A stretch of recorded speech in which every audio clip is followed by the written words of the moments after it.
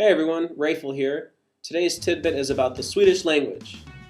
If you're like me, American, you speak English, then you probably think Swedish, and every other non-English language, is a bit silly.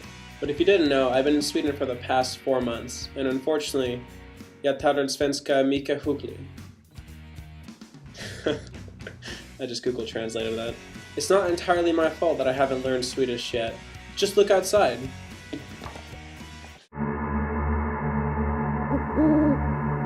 You know that feeling you get when it's raining outside and you're tired and lazy and you don't want to do anything? Snow is just like that, but colder and fluffier. Not to mention, like 90% of Swedish people already speak English anyway, and if they see you struggling, they're going to switch to English to facilitate the conversation. Polite bastards. Still, I managed to learn a few things about the language. Syntax and grammar-wise, Swedish is different than English, but it's not too crazy. One of the most interesting things for me about the language was the word the and how it's used. Now in Swedish, the word the doesn't exist, at least not the way we're used to it in English. So in Swedish, the is added to the end of words, rather than in front. So if you want to say a bowl, it's en skål. En is the word for a or one, en skål. But if you want to say the bowl, you would say skålen.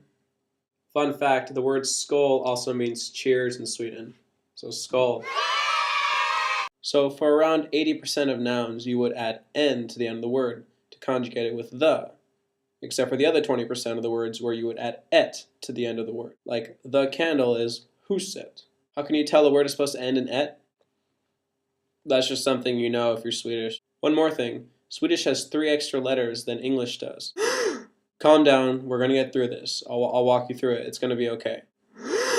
Believe it or not, these letters simplify the language. In English, we have multiple sounds assigned to the same letter.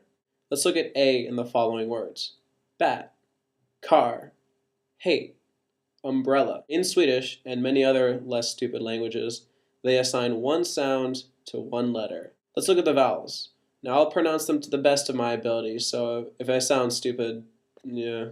We have A, E, E, oo, oo.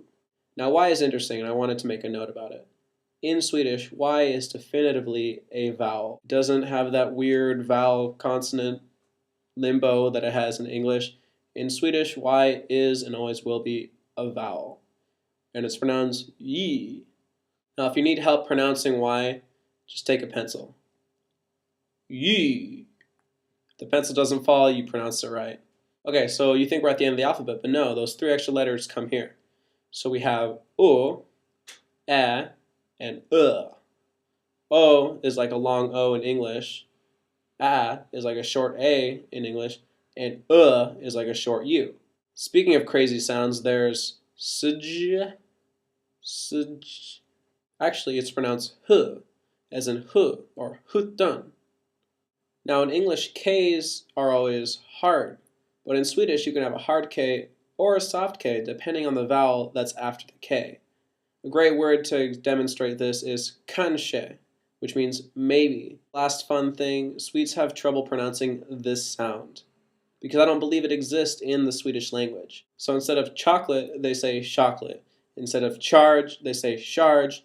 Instead of Chicago, they say Chicago. And instead of Chevrolet, they say Shevrolay. Silly Swedes. Well, that's all for now. If you would like to learn more about Swedish in an entertaining way, I'd recommend this video right here. I hope you enjoyed my video, and now you can't say you didn't learn something new today. Hej då!